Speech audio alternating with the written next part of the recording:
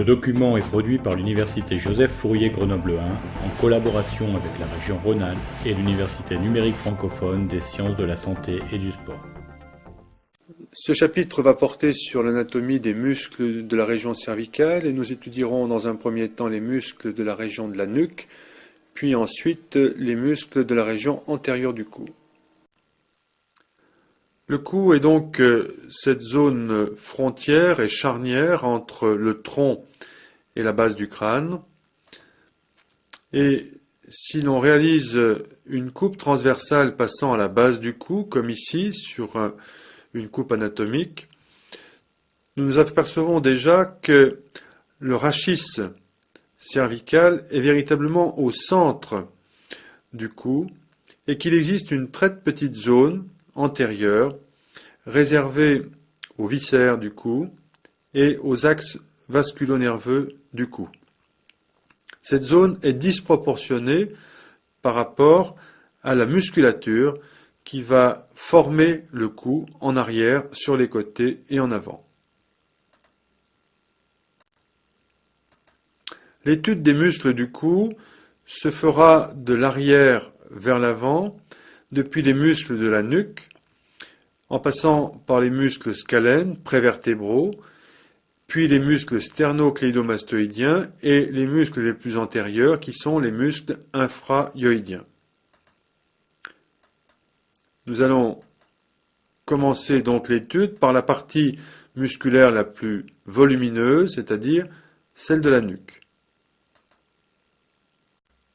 Voici les insertions du muscle trapèze sur une vue ventrale de la région cervicale droite. En jaune, le faisceau supérieur se termine donc sur la clavicule et en arrière de lui, nous retrouvons la terminaison du faisceau moyen sur l'acromion. Le muscle trapèze est un muscle extrêmement puissant qui est innervé par le rameau latéral du nerf accessoire. Le nerf accessoire est le 11e nerf crânien. Il existe également une innervation plus accessoire qui provient du 3e nerf spinal cervical. Le trapèze a tout d'abord un rôle esthétique. Il participe à la silhouette du cou et vous le voyez sur cette vue antérieure, c'est lui qui forme l'angle entre le muscle sternocléidomastoïdien, laissé en blanc sur le schéma, et l'acromion. Une paralysie de ce muscle trapèze fait disparaître ce relief et on parle de coup de hache au niveau de la région cervicale. La paralysie du muscle trapèze est particulièrement disgracieuse. Ce muscle a des rôles extrêmement variés. Tout d'abord, si la colonne vertébrale et la tête sont fixes, la contraction du trapèze provoque une élévation et une adduction postérieure de l'épaule. Si la clavicule est fixe, sa contraction provoque une inclinaison homolatérale du cou et une rotation contralatérale de la tête. Si les trapèzes gauche et droit se contractent simultanément, ils provoquent une extension de la tête et du rachis cervical. Voici une coupe transversale du cou très schématique qui passe par le corps vertébral de C7. Cette coupe ne comporte que l'os du rachis et autour de cette structure osseuse, des lignes qui correspondent aux fascias, c'est-à-dire aux enveloppes fibreuses qui vont cloisonner les structures musculaires du cou. La ligne verte périphérique, en vert clair, correspond aux fascias cervicales superficielles.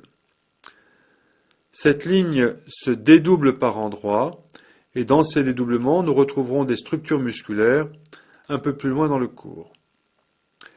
La ligne vert sombre, qui est presque équatoriale, qui est donc horizontale sur le schéma, correspond au fascia cervical profond, qui passe en avant de la face antérieure du rachis. Cette diapositive va présenter la structure de la région de la nuque en insistant tout d'abord sur les cloisons qui vont former les limites de la région. Parmi ces cloisons, il faut mettre en place le trait noir épais qui est le plus périphérique sur la coupe, c'est le fascia cervical superficiel, qui est un fascia circulaire, c'est-à-dire qu'il est présent aussi bien au niveau de la région antérieure que de la région postérieure du cou. On met en place maintenant le fascia cervical profond, qui est une sorte de ligne équatoriale sur cette coupe. Ce fascia cervical profond va être plaqué contre le corps vertébral et il va séparer la région antérieure du cou de la région postérieure du cou. Dans cette région postérieure, nous allons donc trouver les muscles de la nuque. Le muscle le plus superficiel, le plus vaste de la région, c'est le muscle trapèze en 1 sur le schéma. Il recouvre complètement les autres structures musculaires plus profondes. Les structures 2 et 3 symbolisent la position de tous les muscles de la nuque avec une région intermédiaire et une région profonde. Nous ne détaillerons pas ces structures musculaires dans ce cours et la nuque sera étudiée à l'occasion d'un autre cours. Une dernière structure appartient à la région de la nuque, c'est le muscle en 4, élévateur de la scapula. Ce muscle également ne sera pas étudié dans ce cours.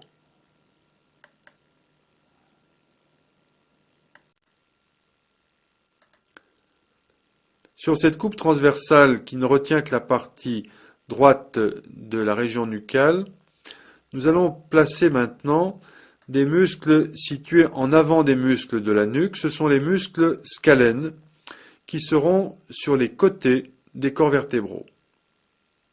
Ils sont ici soulignés par ces 3 zones de couleur. Ces muscles vont se fixer sur le tubercule ventral du processus transverse et sur le tubercule dorsal du processus transverse. Voici une diapositive qui présente les structures des muscles scalènes. C'est une vue ventrale du rachis cervical et thoracique et seuls les 2 premiers arcs costaux sont figurés jusqu'à leurs insertions sur le sternum. Nous commençons par le muscle scalène le plus en arrière. Le scalène dorsal se fixe sur les processus transverses des vertèbres de C3 à C6. Le muscle scalène moyen s'insère sur les processus transverses de C6 à C2. Et le scalène ventral sur les processus transverses de C3 à C6. Le fuseau musculaire du muscle scalène dorsal se termine sur l'arc moyen de la deuxième côte. Le scalène moyen se termine sur l'arc moyen de la première côte, juste au-dessus du précédent. Le scalène ventral se termine sur le tubercule, au bord supérieur de la première côte. Sur cette coupe transversale de la région cervicale droite, nous retrouvons la disposition des 3 muscles scalènes. Le scalène ventral qui s'insère sur le tubercule ventral et les scalènes moyens et dorsaux qui s'insèrent sur le tubercule dorsal. Il existe donc un espace entre l'ensemble scalène moyen et dorsal et en avant le scalène ventral. Cet espace est en regard de la gouttière du nerf rachidien. Cet espace s'appelle le défilé interscalénique et il va donc protéger les troncs du plexus brachial. Sur le schéma, nous pouvons faire apparaître également un autre élément nerveux essentiel, qui est le nerf phrénique, qui sera lui plus ventral que le scalène ventral, qui sera protégé dans un dédoublement du fascia cervical profond. Voici une vue latérale du rachis cervical, vue latérale droite, et sont représentés les deux arcs costaux 1 et 2, avec entre ces structures osseuses les trois muscles scalènes. On marque la position du processus épineux de C2, des processus épineux des vertèbres suivantes, avec le processus de C7 qui est le plus proéminent au niveau du rachis cervical. Puis la première vertèbre thoracique et la deuxième. Le premier muscle qui est rempli ici en marron, c'est le muscle scalène dorsal avec ses insertions de C3 jusqu'à C6 et son tendon sur l'arc de la deuxième côte. Ensuite, le scalène dorsal qui est d'une couleur plus claire, insertion de C3 à C6 et un tendon terminal qui se fixe sur l'arc de la première côte. Le scalène ventral, représenté ici en couleur chamois, et s'insère sur les corps vertébraux de C3 à C6 et se termine par un tendon sur la tubérosité ou le tubercule de la première côte. Ces muscles scalènes, de par leurs insertions, vont avoir un rôle inspiratoire accessoire, c'est-à-dire un rôle respiratoire qui ne sera mis en route que lors des mouvements de respiration forcés ou chez l'insuffisant respiratoire qui doit recruter toutes les masses musculaires possibles pour l'aider à faire augmenter la cage thoracique.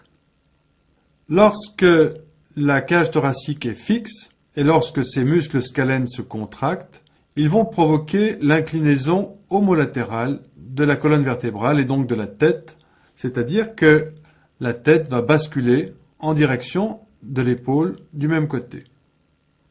Ces muscles scalènes sont tous les trois innervés par des branches du plexus cervical.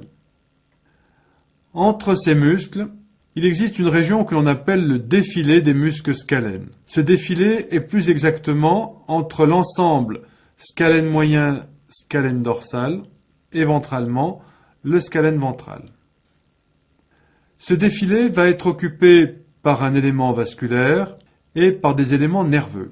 Tout d'abord, mettons en place le nerf phrénique qui reçoit ses racines au niveau C4. Ce nerf phrénique n'appartient pas exactement au défilé des muscles scalènes, puisque très tôt, il va courir le long du bord ventral du scalène ventral et donc, en quelque sorte, être à l'extérieur du défilé des scalènes. Il va continuer sa trajectoire vers le thorax en croisant l'insertion inférieure du scalène ventral. Par contre, les racines C5 et C6, qui vont former le tronc supérieur du plexus brachial, sont dans le défilé des muscles scalènes. Idem pour la racine C7 qui forme le tronc moyen du plexus brachial. Idem encore pour les racines C8 à T1 qui, en se regroupant, forment le tronc inférieur du plexus brachial. On voit donc que tous les constituants du plexus brachial sont dans le défilé interscalénique. Et enfin, on trouve dans ce défilé interscalénique l'artère subclavière qui fait sa crosse pour passer au-dessus de la première côte et rejoindre la racine du membre supérieur. À ce niveau, elle est séparée de la veine subclavière par le tendon du scalène ventral. Nous reprenons la coupe transversale de la région cervicale droite pour présenter maintenant les muscles prévertébraux. Nous allons simplement montrer leur position sur une coupe transversale du cou sans détailler leur structure. Ces muscles sont situés contre le corps vertébral est immédiatement en dessous du fascia cervical profond. Ces muscles sont composés du muscle long de la tête et du muscle long du cou. Ces structures musculaires sont paires et symétriques. Leur étude ne sera pas détaillée et ils sortent donc du cadre de ce programme.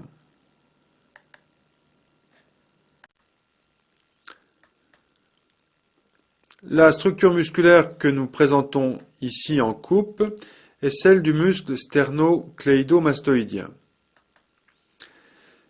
Il s'agit du relief musculaire le plus superficiel au niveau de la région antérieure du cou et surtout de la région latérale du cou.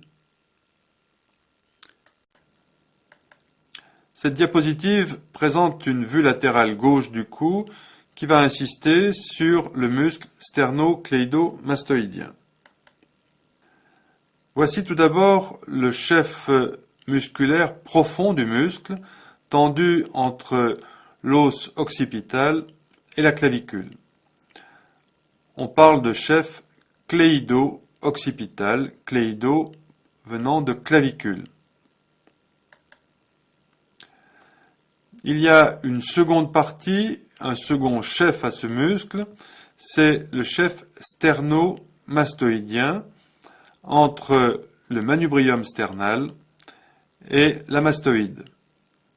Le chef cléido-occipital a un corps musculaire étalé. Le chef sternomastoïdien a un corps musculaire fusiforme.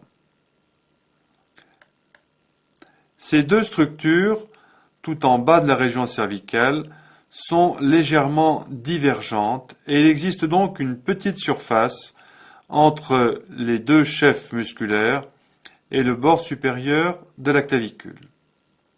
Cette petite surface s'appelle le triangle supraclaviculaire mineur, par opposition au triangle supraclaviculaire majeur qui sera en dehors du chef cléido-occipital.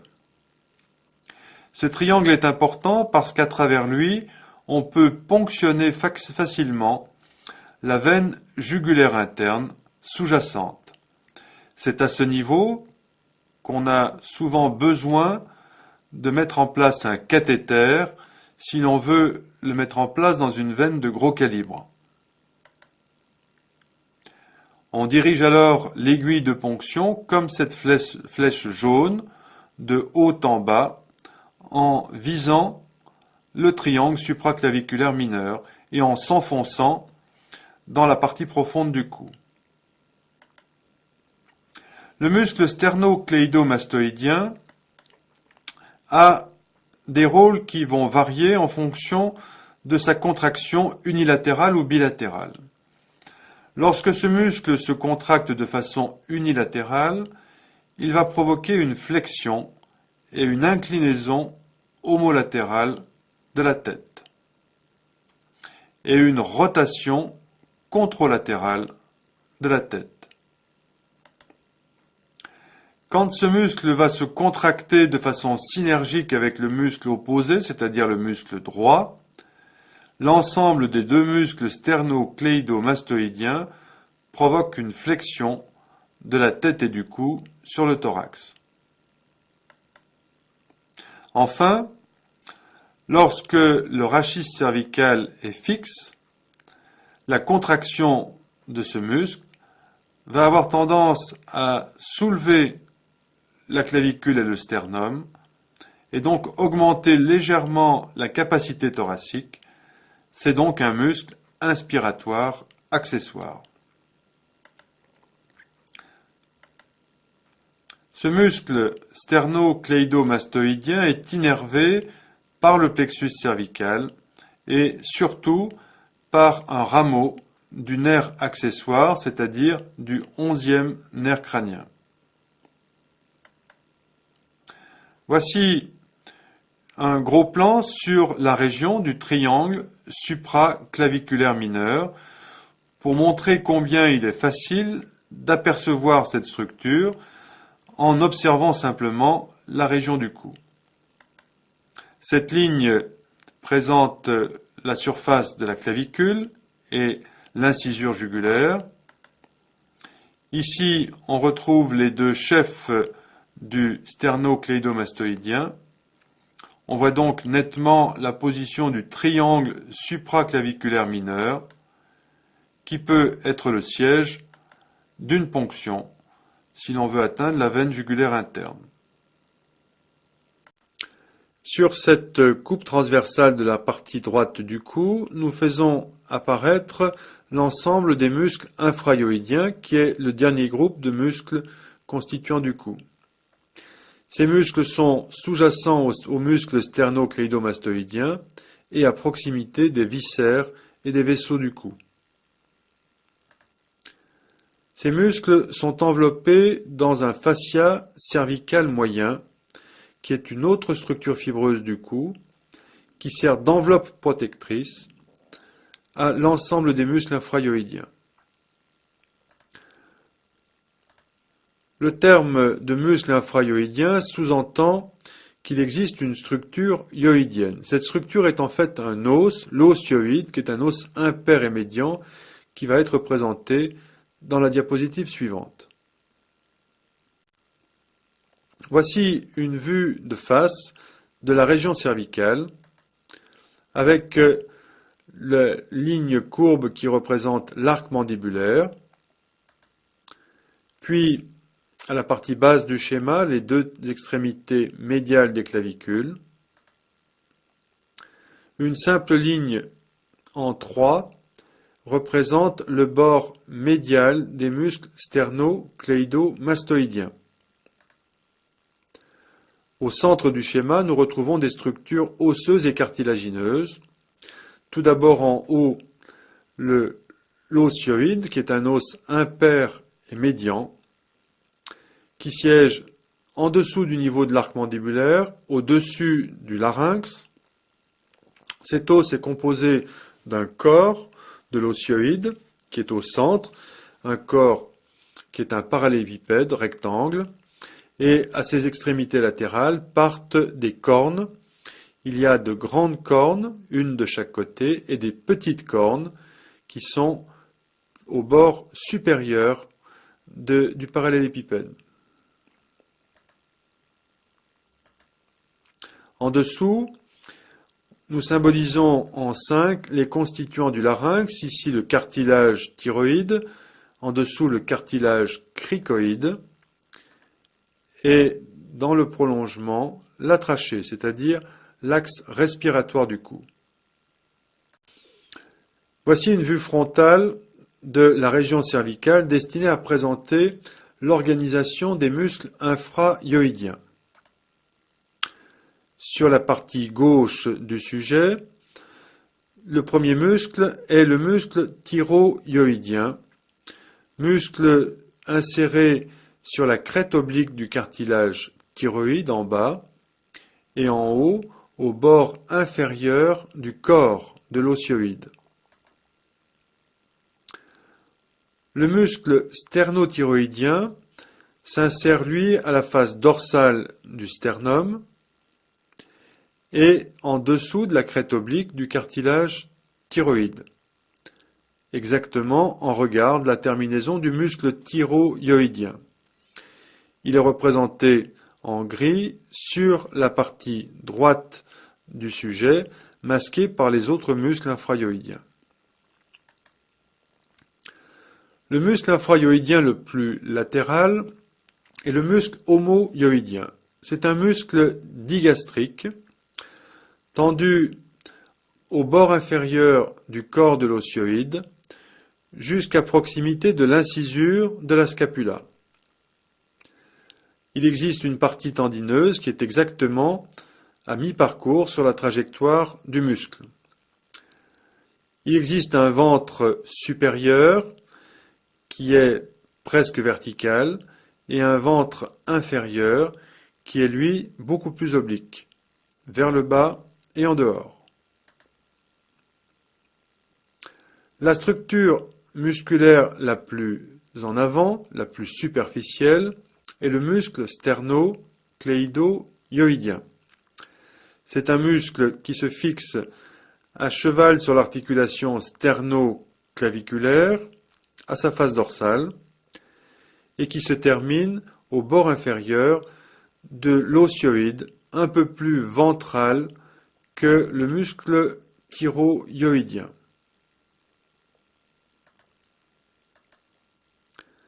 Voyez qu'entre les muscles infrayoïdiens gauche et droit, sur la ligne médiane, il y a un losange très étiré dans le sens crânio-caudal. Ce losange est celui de la trachéotomie. C'est au centre de ce losange qu'il faudra réaliser l'ouverture de la voie aérienne, c'est-à-dire de la trachée, pour introduire une canule destinée à permettre l'arrivée d'air dans la trachée en cas d'obstacle laryngé. Ces muscles infrayoïdiens jouent un rôle phonatoire accessoire. Par leur contraction et leur relâchement, ils participent à la position du larynx dans le cou et ils peuvent donc faire varier un petit peu la colonne d'air qui permet de moduler le son de la voix. Ces muscles sont innervés par l'anse cervicale. C'est l'association des trois racines nerveuses C1, C2, C3. Sur ce schéma, nous représentons par ce rectangle pointillé bleu la position de la veine jugulaire interne droite.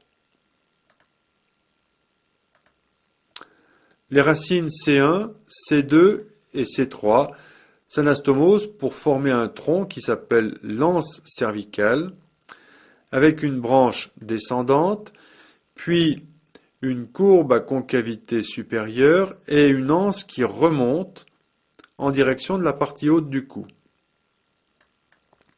Tout au long de son trajet, cette anse cervicale distribue des rameaux moteurs pour les muscles infrayoïdiens. Ici, le rameau du ventre postérieur et inférieur de l'homoyoïdien, un rameau pour son ventre supérieur, puis des rameaux descendants pour les muscles sternothyroïdiens, sternocléidoyoïdiens et thyroïdiens.